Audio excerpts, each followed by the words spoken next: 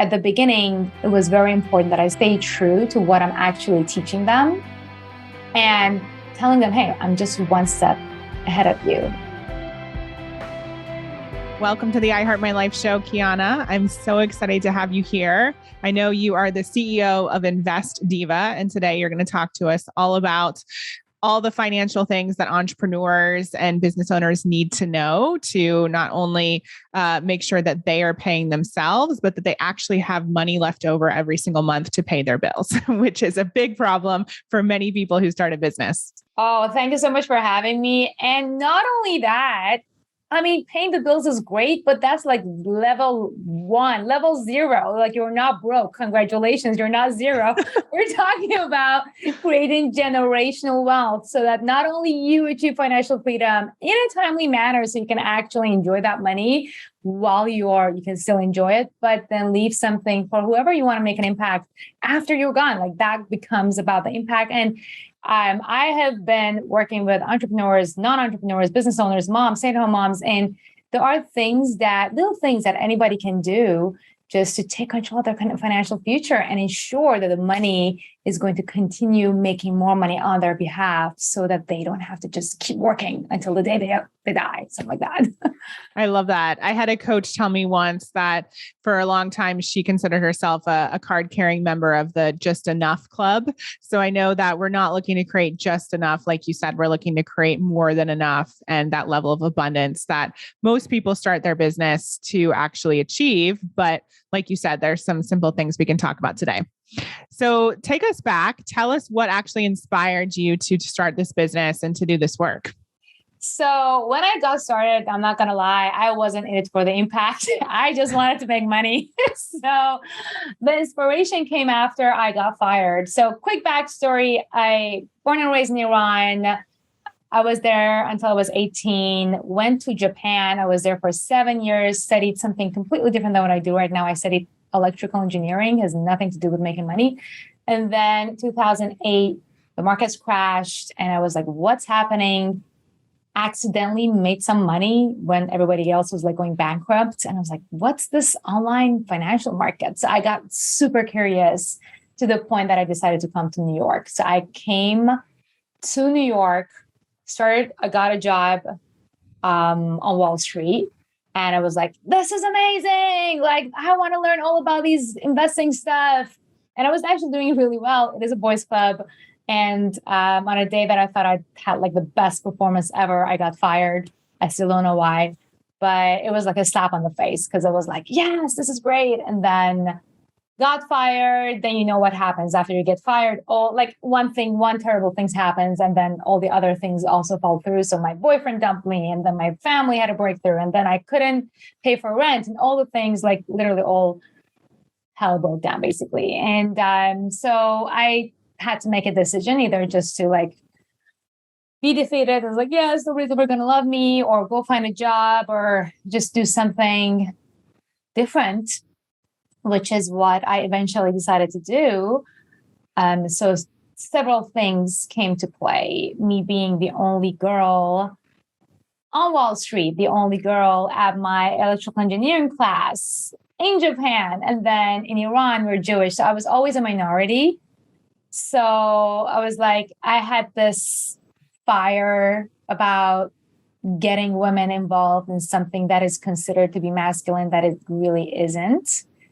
So that is how I decided to go on my own and start Invest Diva. That was born in 2012. So we just celebrated 10 years. And congratulations. Thank you so much. It has been amazing. And I've learned a lot, obviously, because at the beginning, I didn't really knew what the calling was. And as it's been growing and as we've been changing lives, it's like, oh my gosh, women need to have money, not just so that they have money. Now this is just getting even bigger, but it's like once women have money, they can raise better children who are in touch with their emotional needs, who will in turn then, like literally, that is, in my opinion, the only way we can get to world peace. So it has become much bigger. It was not at the beginning. At the beginning, it was just about money, but money is energy, as we know. So yeah, that is the inspiration behind Invest Diva. And I really do think this is just the beginning.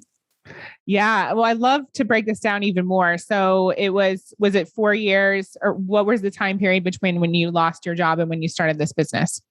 2 weeks. 2 weeks. Okay. Amazing. However, I'm not going to lie. Like I was also looking for a job because it was like, okay, it's either that or this. And then it came to a point that I actually did get 3 job offers from other banks on Wall Street. And then I had to make that decision. But I was so far down the path of really becoming passionate about what I was doing that then so I lost the job in August. And once I really committed was actually January 1st. The coming new year, I went to a club in New York and everybody threw up on me. I was just, oh my gosh, this was terrible.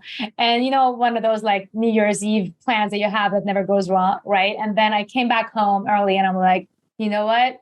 I'm just I'm committing myself to doing my thing. I'm not going to do what the people say I should be doing. So, and how did that work in terms of, like you said, you weren't sure how you were going to pay rent. There were a lot of things that were happening. So how did that work in terms of getting your first clients and actually starting to be financially free yourself? That was a very long journey because once I ran out of money to pay rent and then my family were kind of mad at me for completely different reasons, I created it. I know, take responsibility. But I actually decided I had to sleep on other people's couches. So friends who lent me their couch, or like every time I saw an opportunity. So a friend, like I had to go abroad for like 3 months and she had 5 cats. And she's like, why don't you stay in my apartment and take care of my cats while I'm gone? So those are the things that I did until I actually made money, which took the first time I actually made money. It was not until a year and a half later. And that money was actually my book, the down payment for my book that I got from my publisher. So it wasn't even a client. So I didn't know per se how I was going to structure it. My goal was to write a book and then create a course. I had no idea about how to sell, the marketing side of things, but I thought if I have a book, that's going to just like millions are going to come. That was just my hallucination, which was clearly wrong. Even though I got published by one of the largest publications in the US, now we know that like 85% of books out there, they don't sell any more than 1,000 copies. And then all of it goes to the publisher, basically, especially if you're a first-time author. So the first payment that I got was from the publisher when I signed the contract.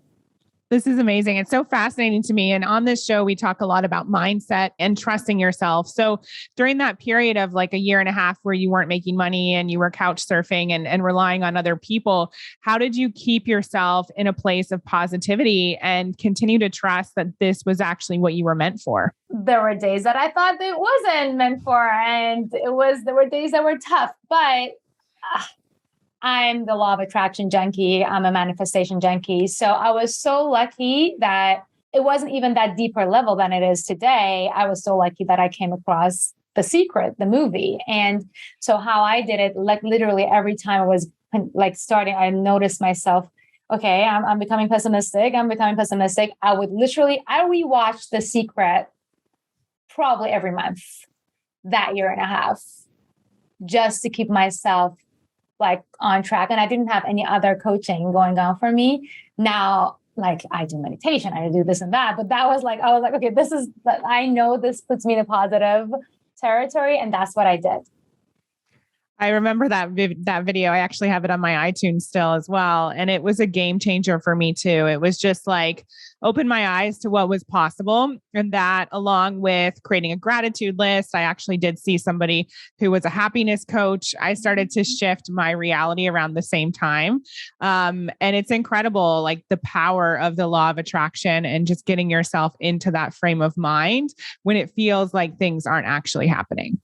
100%. As I said, like just like you, now I've evolved to doing all these other things. I didn't even know how gratitude is important, but now I have a 1 hour morning routine that I do every single day. But back in the day, just to get started, like something small, even like one mantra, like this is the goal. Like with my students now, every time, like every week that we have with our, inner circle students, I'm like, okay, just what your 10-second goal. Let's close our eyes and just feel that moment on this day that your goal has come true, how do you feel? And that is just how I start my day, my coaching sessions, all of the things, because it does make a difference for sure. And as you were on the beginning part of your journey, so a lot of my students are business owners, a lot of our listeners are business owners, and many women start to feel, or at least in the beginning, feel a bit like a fraud.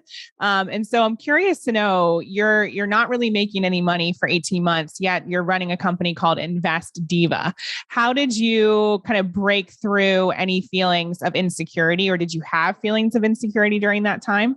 Oh, yes, of course I did. Oh my gosh, tell me about it. But the one thing that I didn't do was to pretend something I'm not. So Invest Diva is about teaching about how to invest. And the thing that I had learned during my 1 year on Wall Street was the how to. So I knew the how to. I knew the system of about, how to go in and create a brokerage account and then sell like this and that, and then do something that I actually became very passionate about was technical analysis. And I became really good at it.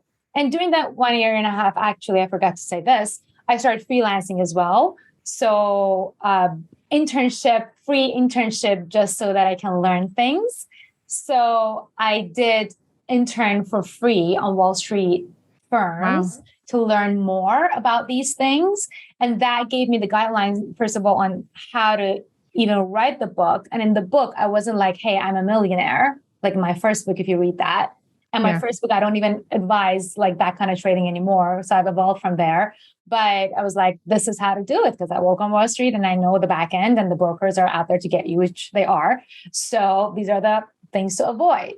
And I came from an educational side, but the imposter syndrome, even though that was the case, even when I felt great about myself, then the online trolls are at you. So it has been something that has been evolving. Now I'm very secure about myself and I've seen the results that I've created for myself and for my students.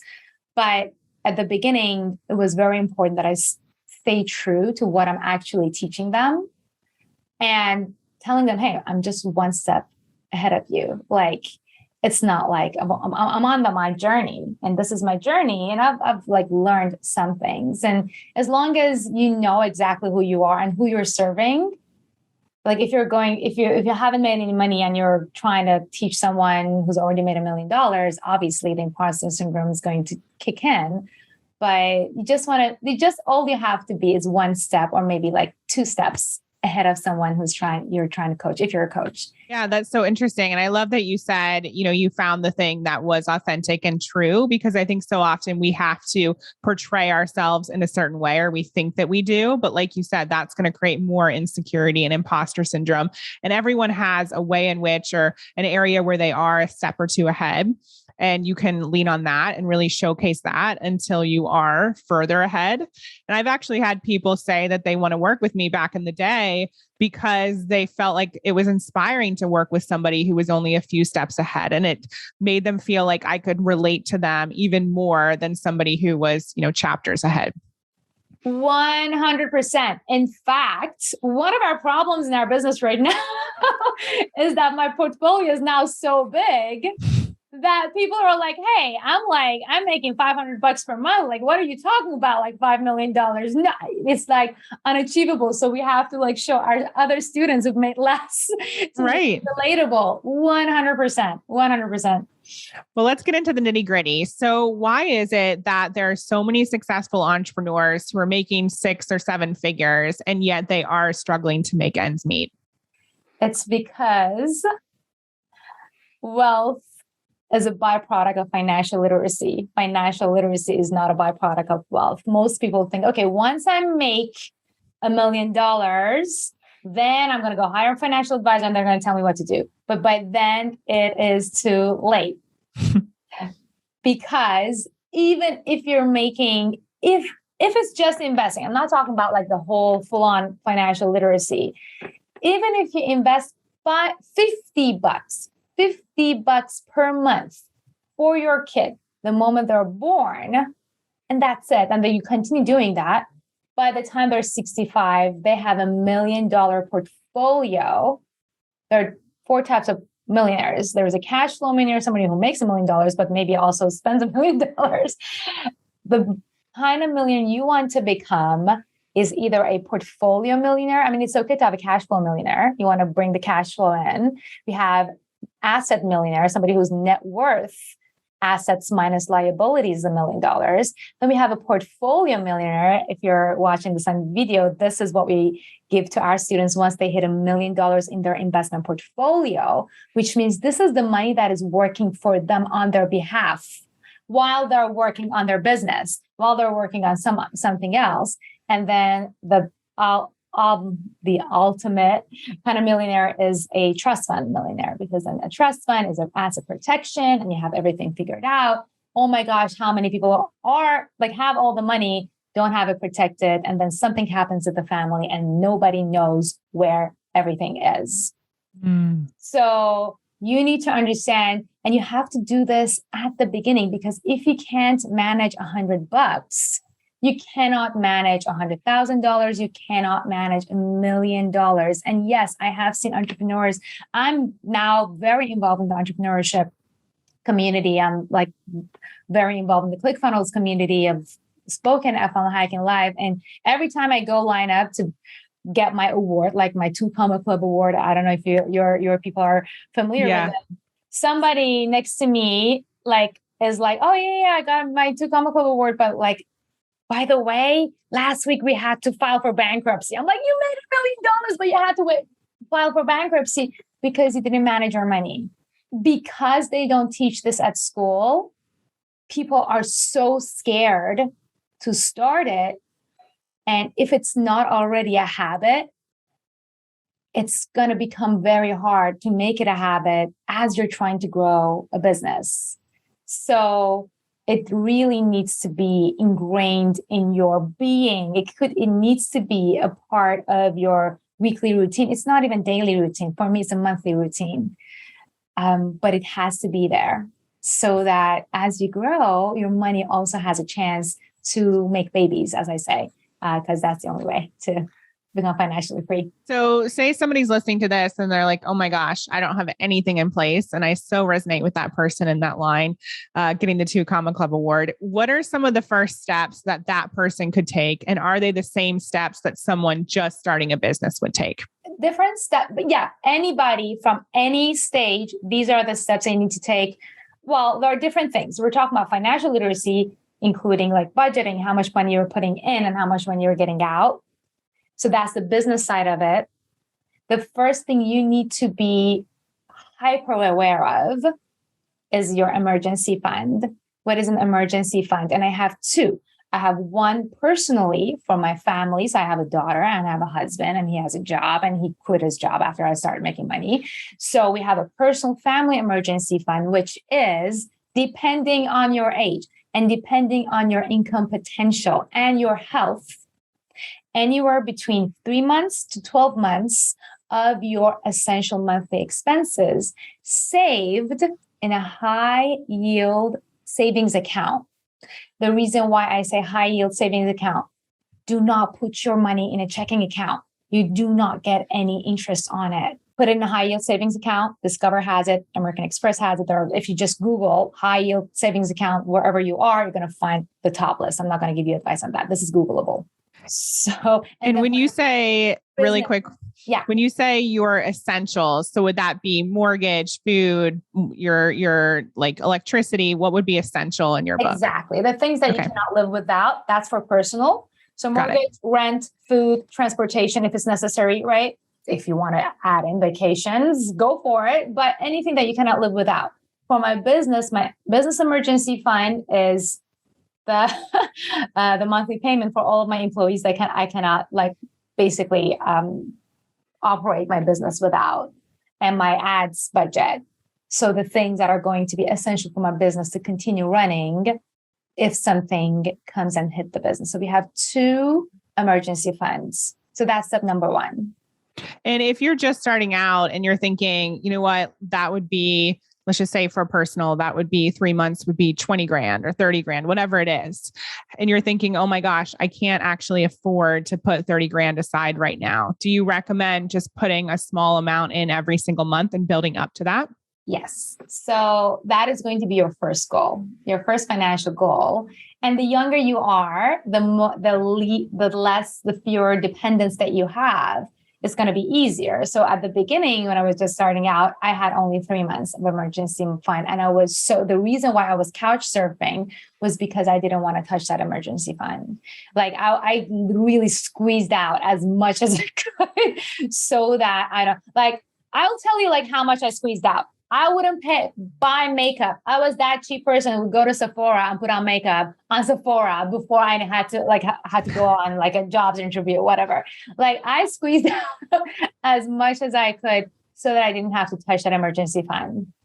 Wow. And I was lucky that I don't think I never got to a point. I had to tap into it a little bit, but before I went completely ran out, I was paid that 10 grand from my publisher. That was obviously a game changer. And then from there on, then I started like the business, but I squeezed out. Like that is when the budgeting comes in. I'm not saying that like the goal is for you to not have to budget anymore.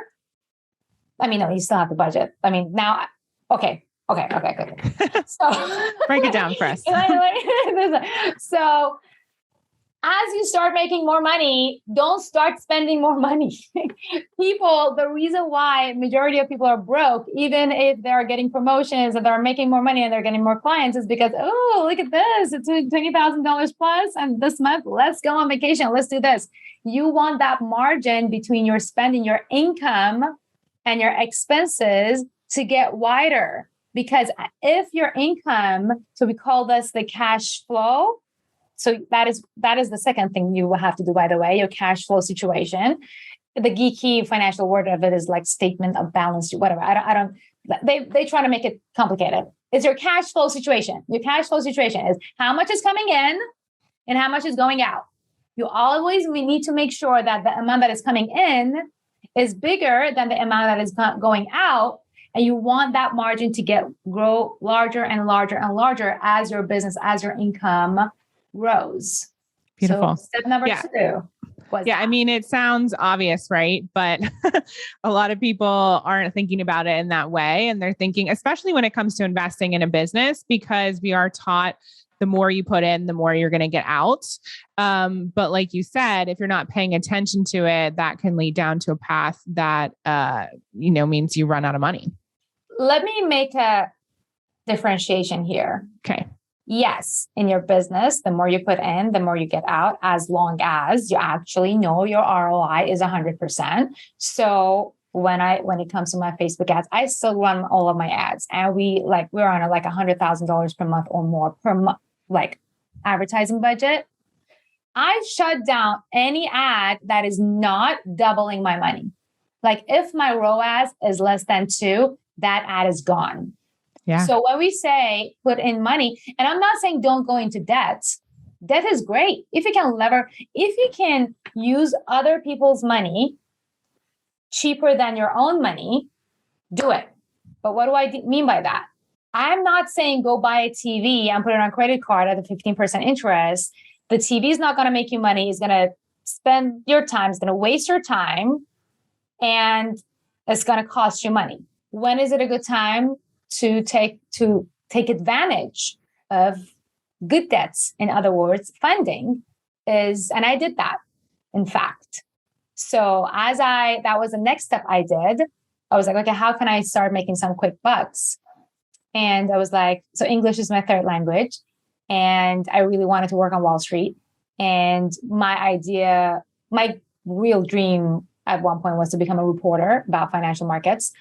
And so I invested in myself. I went into debt to pay for a teleprompter class. And that teleprompter class not only later got me a gig, a contract gig on New York Stock Exchange, where I actually reported on the online financial markets on the floor and learned so much on the job. But then when I started creating my YouTube videos, all the things helped me. Was going into debt for that class worth it? Oh my goodness, it's worth literally $1 million at this point. And that was, you put it on a credit card, or how did you invest in it? Well, that was a credit card, but if you can leverage funding different ways, yes, do it.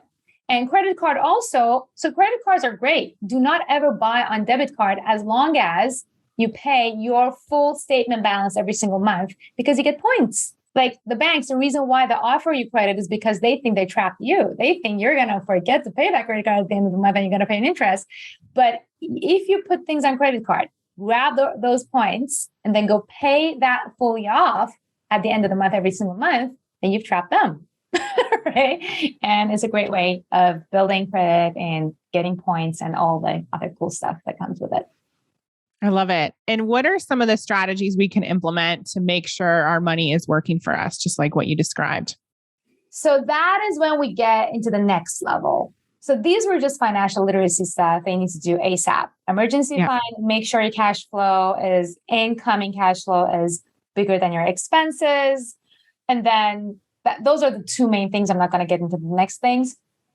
Then next level is starting to invest. And there are ways to optimize it. But I'm just going to say the intro, like literally, if you don't do nothing and you don't want to be not optimal at all, are you guys writing down? Let's write it down. Step number 1, right? So once you have your emergency fund in place, you then are going to calculate, okay, what is my risk tolerance? I'm going to show you guys how you're going to calculate your risk tolerance because that's super important. And then you're going to have a list of the things that you are willing to invest in, which match your risk tolerance. What do I mean by that? Your risk tolerance has 3 components. Number 1, your ability to take a risk. Your ability to take a risk is something we just talked about. If you have an emergency fund, if you're cash flow positive, your ability to take a risk is higher. If you don't have any of that, if you don't have an emergency fund, you probably don't want to invest yet. But once you have your emergency fund and you have some cash flow, then that is when you can start investing with as low as $50 per month. And then you're like, oh my gosh, what am I going to invest in? I love investing in stocks. I love investing in cryptocurrencies. If you don't know anything about cryptocurrencies, don't invest in them. The second component of risk tolerance is your willingness to take a risk. That comes down to you. What is your psychology? What kind of a person you are? So my ability to take a risk right now is very, very high because I have a ton of money. And I'm not saying this is to brag. It's just, this is what happened. But my willingness to take a risk as a mom, I'm still like a conservative investor. So that brings me down to like medium high risk tolerance. Now, when we flip it back in the day when I was broke and single in New York, my willingness to take a risk was skyrocket. I'm like, yeah, baby, like whatever it is, I just want to make a quick buck. But my ability to take a risk was like non-existent, right? Mm-hmm. So that is how you kind of figure yourself out. Because at the end of the day, investing is actually a very emotional game. And this is how it's different from having a business.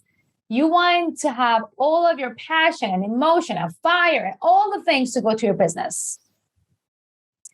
You want to be at a position that you're completely and utterly indifferent towards your investment portfolio.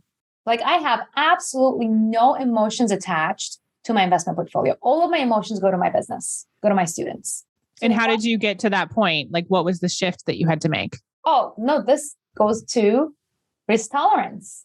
Okay. So first of all, if you're investing the money that is not like you're not going to die, like when I said $50 per month, that is a $50 you could have been spending on Starbucks. Mm-hmm. So you're already indifferent. And then what you invest in is also super important. That's why the third component of risk tolerance is your confidence in the asset that you invest in. Can I tell you a secret? Please. Elon Musk said so is not an investment strategy. Just because Elon Musk says yes to the moon. No, the things that you hear about, these are not investment strategies. The best place to start investing is in something that you know the most about. And for that reason, by the way, who do you think you know the most about? Yourself? Yes. Yes. So that's why my 3-step like investment, I call it the Zen wealth generator. The first place you invest is actually yourself. The second place is actually my business. The third place is my investment account. Okay. So you first invest in yourself. I invest in myself, learn how to do teleprompter, and increase my income. Right. Yeah. And now I have some money to invest. So it comes third. But even a tiny amount is good. Even $50 per month is a great start.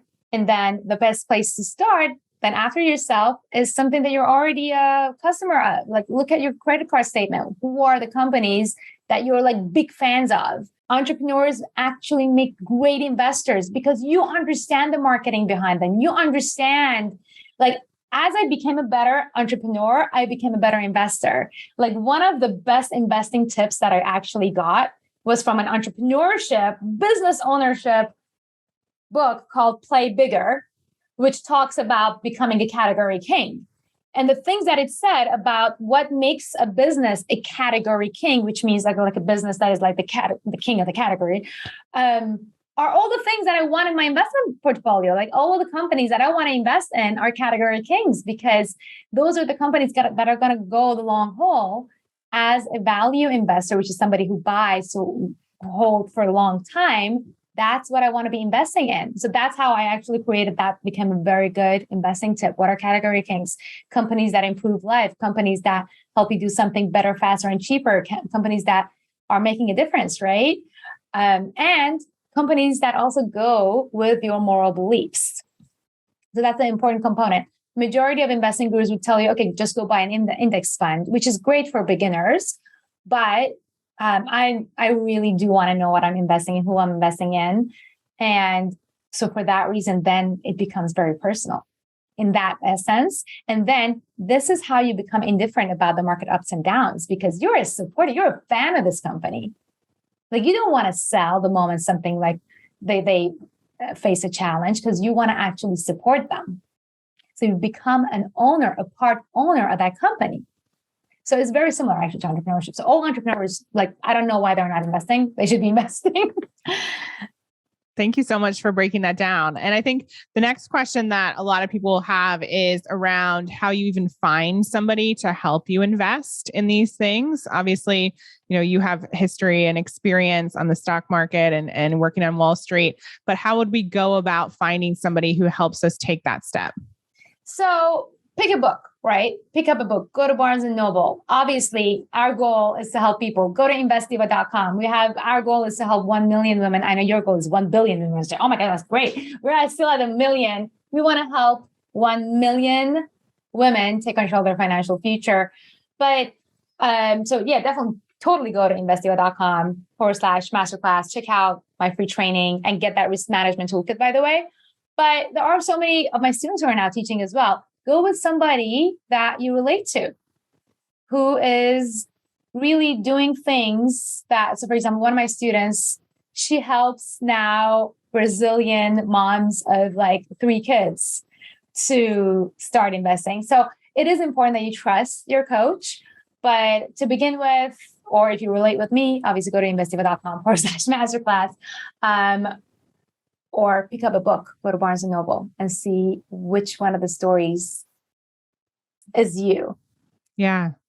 Thank you for breaking all this down. So I know you have another book coming out. Is that right? Can you tell us more? Yeah, no, the second book is actually the second edition of Cryptocurrency Investing for Dummies. So that became a bestseller, which is amazing. It is interesting that the first edition, I wrote it when the markets took a hit, like the first crypto bubble when it burst in 2018. We started writing that. Nobody was interested about crypto. And then as the book came out, the markets started going back up. At the time of recording this, the markets have again taken a crash. So like, okay, great timing. It's like the recessions. I love it because recessions are great, are like they make the most millionaires, like the pregnancy time that people like need to focus. And so we're writing the second edition of this. And just updating some of the things that, oh my gosh, a lot has changed in the cryptocurrency market. But the book itself is not just about cryptocurrencies. Like, I talk about stocks. And so it's my most investing related book that I have out there. Amazing. So one of my questions that I have is around money mindset, because that's one of the things we talk about a lot on this podcast. It's one of my biggest passions. So I'm curious to know, have you come up with any other way to describe emergency fund or any other title for it? Because when I hear that, I feel like it's anticipatory of something bad happening. So is there like another name we could give it, or are you not aligned with that? I love that. I never thought about that way. Thank you so much for bringing that up. We should make another name for emergency fund. I mean, I want to say safety net, but safety net also has a negative connotation. How about your cushion? I don't know. Like, name it whatever, that something that makes you feel safe and joyful and abundant and helps you not be in fear. Who is that to you? Is that your puppy? Is that your child? Call it that. Like, you want to invest in that thing that gives you that feeling of peacefulness. Yeah. Once you're peaceful, that's when I have to actually go. I'm totally gonna take this and run away with it. Okay, it's a new challenge. But give it to yourself, whatever name that makes you feel this is my comfort. Yeah, I've had a few clients call it their wealth fund. So yeah, we can brainstorm. If anyone wants to submit their suggestions or any creative ideas, we're all ears. I love it. I love that so much. I never thought of it. Emergency is like, oh my gosh, something is happening. Whereas this is something you're actually caring for. And this is that is going to give you that ability to fly without fear. How amazing is that? Love it. So final question that we ask all of our guests here on the show is, what is one way that people can create a life that's better than their dreams? Because we believe that we can actually create a reality that's far beyond anything we could initially anticipate for our lives. You're living proof of that. So what is one way people can do that? Oh my God, I didn't know you asked this question. This is, one way. Let me repeat this so I understand this correctly.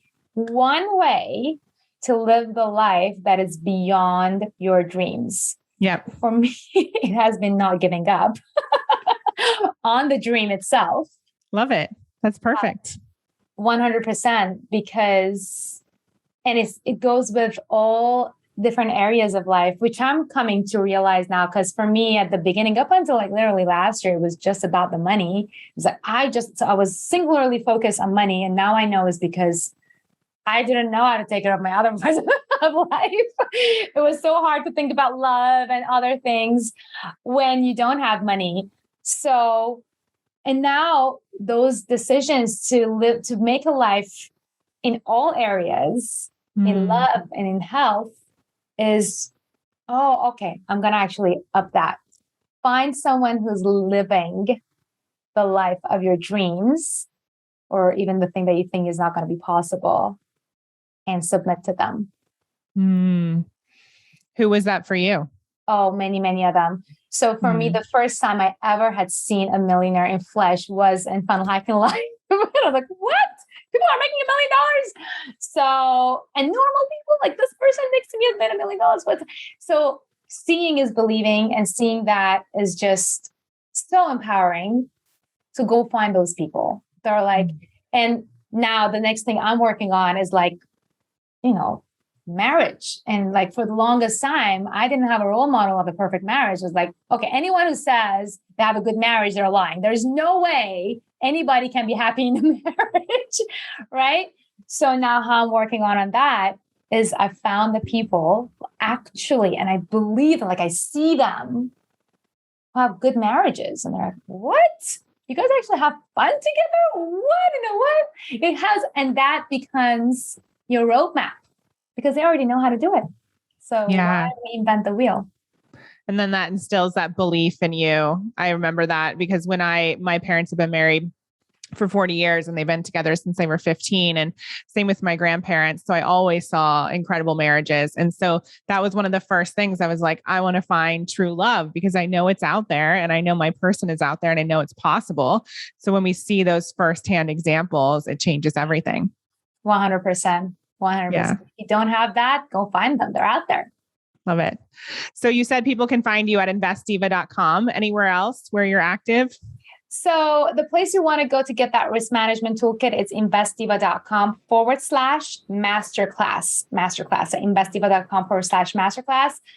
On social media, please be very cautious. I have literally over 1,000 impersonators there. My only accounts on Instagram is at InvestDiva. It has a blue check mark. It's not invest.diva, InvestDiva none of those. Just Invest Diva. On Facebook, I'm at Kiana Danial. On TikTok, I'm at Kiana Danial. Yeah. So wherever I am, I have a blue check mark. So look for that. Perfect.